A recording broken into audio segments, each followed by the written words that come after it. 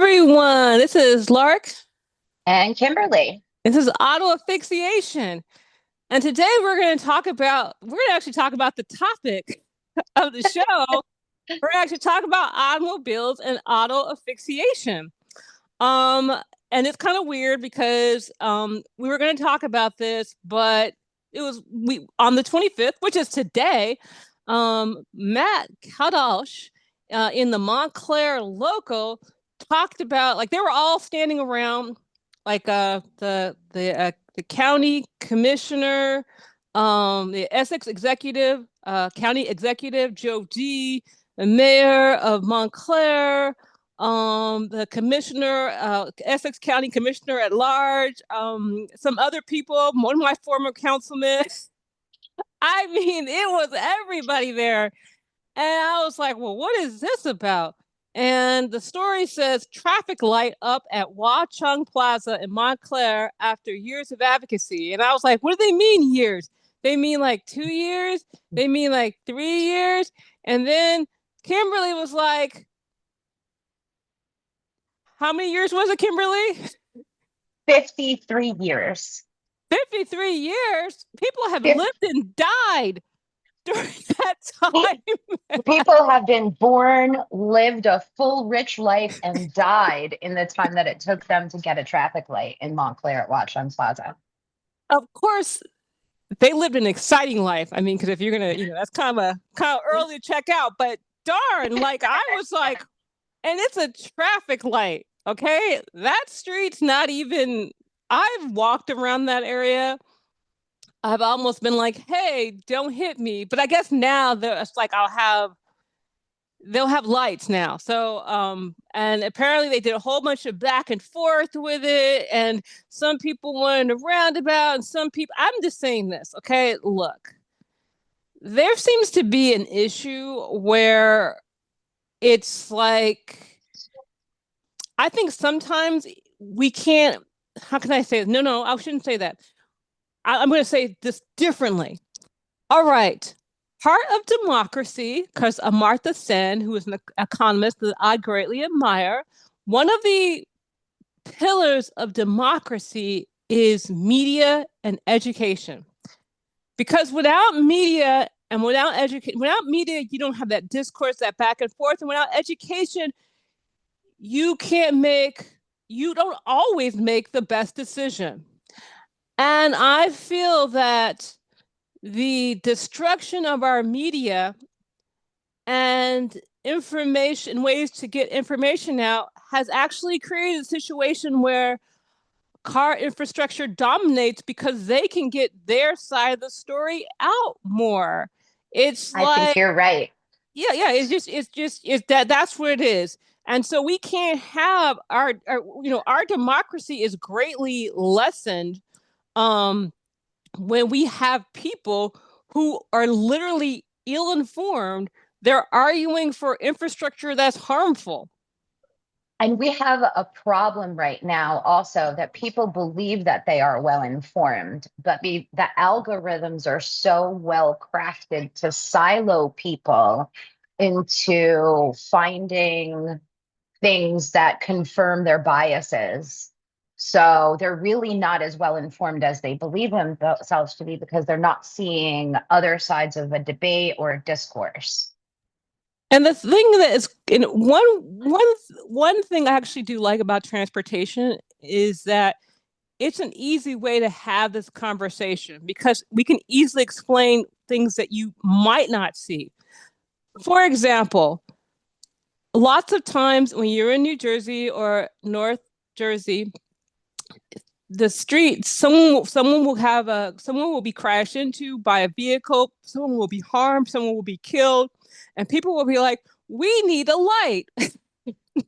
we need a crosswalk there, not understanding that you're going to need traffic calming, you're going to need, a variety of actual infrastructure, sometimes narrowing the street, sometimes adding trees, sometimes slowing the cars down, sometimes removing the cars from the street. There are options like, oh, you know what? Wow, maybe we should improve our local public transit. oh, maybe we should actually have a bike lane that's protected. See, the thing is that we always go to paints and the police And department. Oh yeah, yes, that's and something. signage. Yeah, and signage. Slow down. Okay, my thought on these slow down signs is this: if you've ever been around a 9-year-old child and then you put out a big bowl of jelly beans and you go, only take one, and you have a sign and it says only take one, you can't expect you can't expect that kid to only take one. Just like you make wide, fast roads, people are going to drive fast on them. And then essentially all you're doing by putting a sign up is saying, not our fault, we did something. Yeah, yes. I feel like it's very typical in the United States that our policies make everything an individual responsibility and therefore a personal failing if you jaywalk and then get hit by a car that's going 50 in a 35, you know. Exactly. And also too, it's like, oh, well, was that driver made a bad choice. It's not like, oh, well, we've made this choice. um our institutions have created a situation where we actually don't have a choice, where and the thing is that there's engineering, there's infrastructure, and there are systems that you can create so that people won't die because they're walking or riding their bicycle. I like to think of, I was in LA, and I was used to do some covered public transit in Los Angeles, and there was a thing called the Gold Line. And the Gold Line runs through East LA, which is a 99% Chicano community, which is pretty cool. It actually goes back to when LA was part of Mexico. Actually, my family was, one of the first places they reached was the Boyle Heights, East LA area. Okay, moving on. And then the Gold Line, which goes to some of the richest neighborhoods, essentially like when the Europeans like came over and like, decided, like, essentially a lot of rich people live in Pasadena, like South Pasadena and Pasadena. And so the Gold Line by in East LA, Boyle Heights said, watch out. It had a sign, it said watch out. The train was at grade. And it was because I said, this is so, I had made a whole video. I'm like, this is so dangerous. It's like why is it so, you're going to have to put a train in the middle of a street where people, especially in Boyle Heights and East LA, where people actually do walk, like, that's a rare thing in Los Angeles. But in that little section, people do walk around. So it's like, look how you design this. And I was going to try to show the disparity when I was going to go to the Gold Line in Pasadena. But here's the thing that was funny to me. While I got on the tracks on East LA, Boyle Heights, I showed how easy it was. I literally couldn't get on the tracks. Like, even like I was like actively trying to get on the track. Like, say, I'm not smart. I'm gonna get on the train tracks. They had so many, like, and it didn't even look ugly. It was very like, it was hills. It was like I had to really make an effort to get hit by the train in Pasadena. The way they had it designed, I'm like, so you guys literally, and at that point, I was even more infuriated because I realized they knew they could have designed it better because the East LA section was newer than the section in Pasadena. So it wasn't like, oh, we didn't have the technology, it was old. No, they built the Pasadena line first, and they built it really nice, and you can't even get onto it.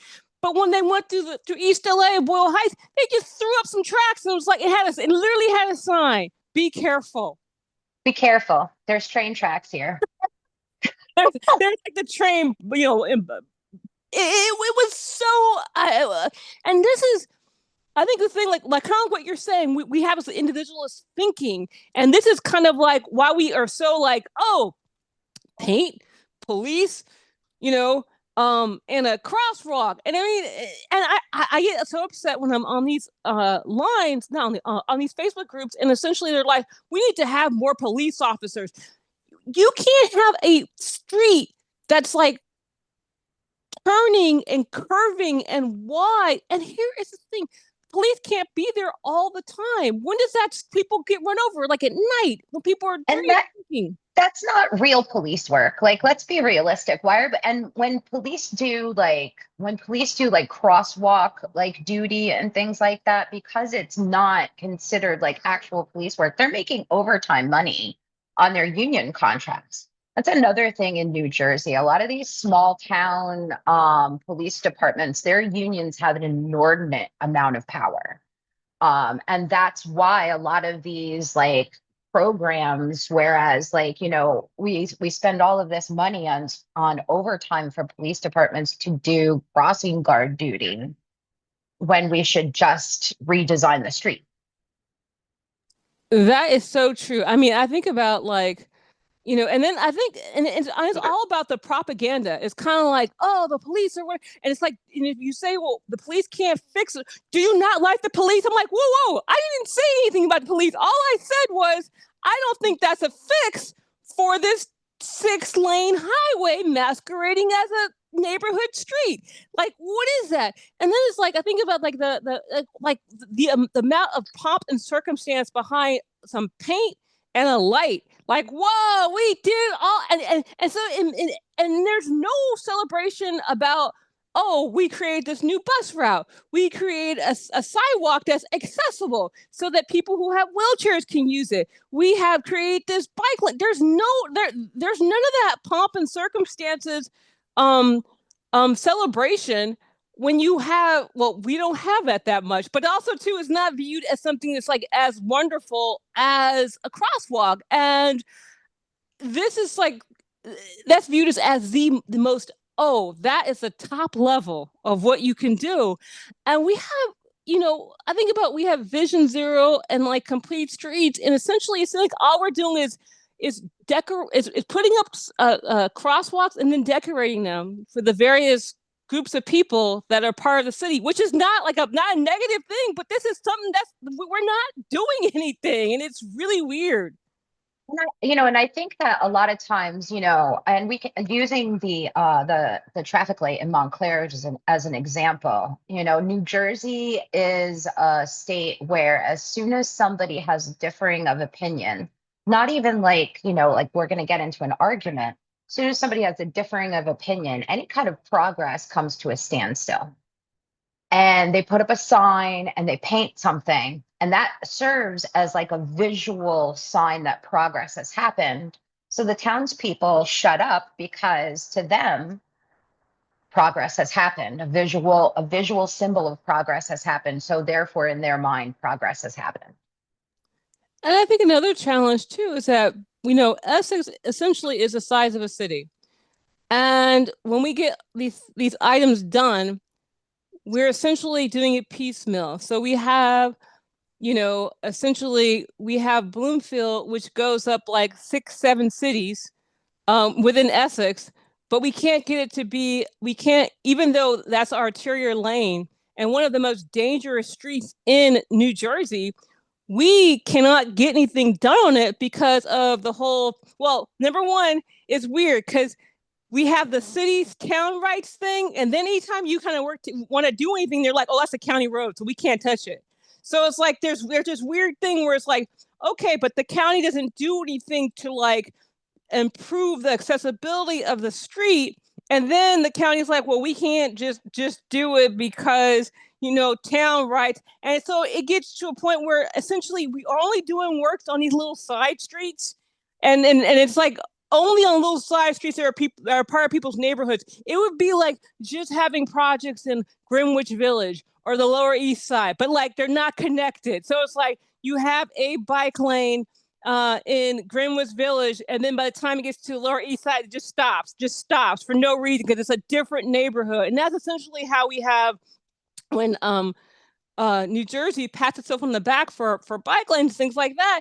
It's like not only is it only in one city, which is the size of the neighborhood, it's inside the size of it's in within that city. There are even smaller neighborhoods. So you have a bike lane that's like 1 mile. Oh wow, we've done it for 10. What is It's that? You're right. It's so piecemeal. And when I looked into the Complete Streets program, Hoboken has opted into the Complete Streets program and it has been very successful in Hoboken. They've had, they've reduced pedestrian fatalities to zero. But municipalities can opt not to do the Complete Streets program. So because of that, it makes it even more piecemeal. So you can't have, how can it be a complete streets program if it doesn't include complete streets across the state of New Jersey? If municipalities can decide we're not going to opt into this for whatever reason, even though the money has already been allocated and set aside, how is that completing the streets? We need to like even like, and that's, we need to change the narrative. I think about how you just said that, like, it's not a complete street because it's not all the completed street. We have essentially, you know, piece. This is called a piece of street. That's what we essentially have. Our complete streets is a piece of street. It's not literally. We can't get anything done because of the whole town rights thing. And then anytime you want to work with the county, it's like, oh, we can't do. Everybody's got a reason so that people can continue to drive within locally. We have this weird thing where it's like, also too, where is New Jersey Transit in a lot of these conversations? It's kind of like we're some separate, you're not a separate entity. You are part, you do the buses. You do, oh, another thing I thought was interesting is that cities get to vote, or towns, they get to decide where the bus stop shelters and things are. So a town can decide to not have bus shelters because they just want to be horrible. They could be like, we don't want any, but they'll just be people sitting there comfortable. We can't have that. People who We ride the can't bus have shouldn't that. be comfortable. Someone could be out of the rain and that would be terrible. Exactly, exactly. And I'm like, this is, making, and this is kind of like by my house. There was a street, and it was like they had complained about this street for before I got there. And I went to a meeting to talk about my street, to talk about the corners by my street while assessing, and they threatened to put me in jail. I actually I brought up some. It was very bizarre. They kept saying stop screaming, and I was like, I'm not screaming. But they were doing it because they were typing it, they were like transcribing it, so they were trying to make it seem like I was being like combative, and I wasn't. And I was like, what's happening here? It was like some weird movie. I was like, but I'm not even screaming. Like, especially I'm from California. Like, you guys are way louder than me. Like, what do you mean I'm screaming? I'm like, you guys are screaming all the time, and I'm just talking like a normal person. You're totally nuts, man. But anyway, they didn't build anything. But then I did a op-ed in Next City, and I talked about it. And then all of a sudden, it magically came. They were like, "How'd you get that done?" I'm like, it's weird how media can actually help in getting things done, but it's this is part of like the reason we have this piecemeal media, because in New Jersey also, because they want everybody to view themselves as their own little neighborhood. So it's like you only are worried about, oh, I'm only worried about what's going on in Newark. I'm only worried about what's going on in Montclair. I'm only worried about what's going on in Bellevue, because this is like, oh, these are not only, we're a completely different city, and it's like, wow, you're all sharing one street, you're all sharing Bloomfield, you're all sharing Central, you're all sharing Grove, which turns into something else. I'm not sure which street. New Jersey is just way too small to have itself like so like localized like that, like to be like, no, this is my town, this is my city. Like we're just too small for that. We're so densely packed that, those like little township lines are so blurred. And I even think about when I'm taking the light rail, or things like that, or even just like when I go outside every day, like when I take the light rail, it's full. Even on like Sundays, it's full. When I look outside, I'm always seeing people walking and taking and riding their bicycles. So this is not like a place where like, oh, when you look outside in LA, you see absolutely nobody. You go on the bus, it could actually be just you on it. I mean, that is not what's happening out here. And I also think about like, there are people use this excuse, well, only 0.3% of New Jersey people commute by bicycle. Okay, look, they said if you put up a bike lane, 80% of people said they would feel comfortable if you put up a physical bike lane. This whole idea, like saying like, oh, well, I don't want to, like, something's on fire, and it's kind of like, well, why don't you want to go? You're like, because it's on fire. Like, there's like a saying, but there's a big piece of chocolate and some wine in the middle of the fire. So you don't want to go to that? Like, no, like if you No. put the fire out, then I'll use it. But they're like, but I can't tell if you'll really use it because you aren't risking, you're not willing to risk death to get the wine and chocolate. So how do I know you really want it? And that's literally what they're doing when they're saying, well, people aren't riding bikes in New Jersey. I'm like, because you have cars going 100 miles per hour. What you, no, we don't want to die.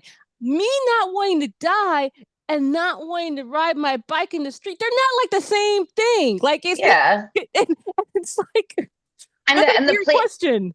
The places that are made for you to ride your bike are not places for you to commute. They're not places that are accessible to like work and things like that. So, like, of course, you're not going to risk death to try to, go down Bloomfield Avenue on your bike to get around.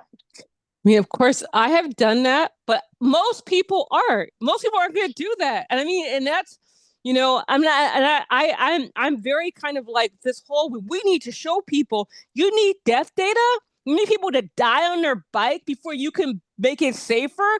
Like, we have the data. We don't need any more data, because essentially this is what, sadly, so much to me, a lot of these advocacy groups are doing in certain places. I'm not going to say who, but I feel like you're gathering death data. Like, you have a grant and you got to like show how many people are riding their bike, increase bike ridership. Well, if you increase bike ridership in an area that it doesn't have the infrastructure for bicycles, what happens when you increase the ridership before you fix the infrastructure? Oh, so we should get kids. This is what makes me mad. Oh, why don't you get kids to ride their bike? Oh, get more kids to ride their bike in a place the infrastructure is not good. Then people get killed, and then you're like, oh my gosh, we need to get bike infrastructure. Did you do that on purpose? Was that the whole, what kind of sick people are you? And now that I've been like in this for a while, I feel like that is happening. It is on purpose. It is on purpose. And I'll tell you why. It all has to do with insurance risk and benefit. Like, it all has to do. I think that there was something in Fight Club about that, oddly enough, that like, they have to weigh the risks and benefits of the investment before they'll make it. So they have to see, how many people are going to die before we do this safety recall, or we do this infrastructure change, or we do this. It all has to do with that risk and benefit for insurance. Wow, that's actually, I'm all like, you know what? It's like I knew that, but for us to say it out loud and like, It's stark. It's a stark, and this is why I've always told people, and I kind of really hate it when like people from suburbia kind of come to like me and they'll go, because I'm Black, and they'll be like, hey, can you go to this Black neighborhood and get the kids to ride a bike? I'm like this, hey, I got an idea. I'll do that if you let me take your grandkids. Can your grandkids come too? Because they come to Newark and we can ride our bikes in on Central. Let's go. Let's go. We could have a whole little bike riding group. We could have jackets and stickers. Yeah. Let's do that.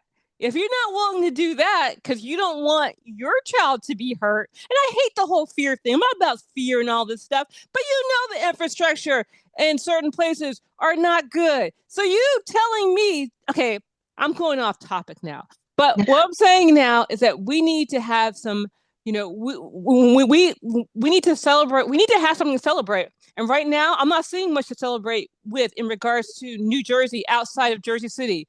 Outside Jersey City, Hoboken, I'm not seeing that much work coming out of Essex. And I'm very confused because I feel that we have people who should be advocating. We do a lot of education for bicyclists, like, wear a helmet. Um, which I don't do because why? Anyway, so like, wear a helmet, be, educate We're yourself. children of the 80s. Yeah, I'm not messing up my hair. Anyway, but I mean, so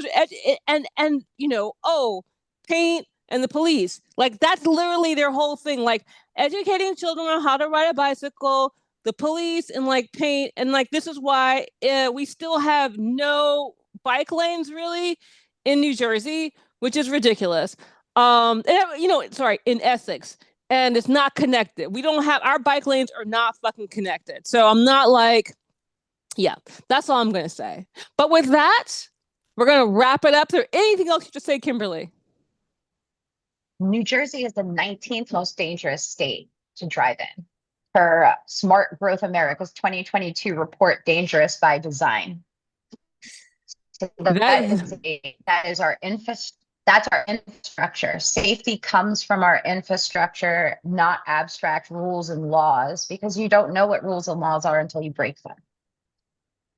Exactly. And that's like a good place for us to stop today. And because Kimberly was just dropping like all kinds of like knowledge today. I was like, yeah. I was doing that whole weird California thing, like, wow, man, that's like, yeah, you got it, Kimberly. Anyway, thank you, folks. And that's it. We will have please, I should keep saying that. I say in the beginning, subscribe. I should just say it in the beginning. I'll switch this now, Bill, in the beginning. Like, please subscribe to our show. Okay. All right. Bye, folks. Bye.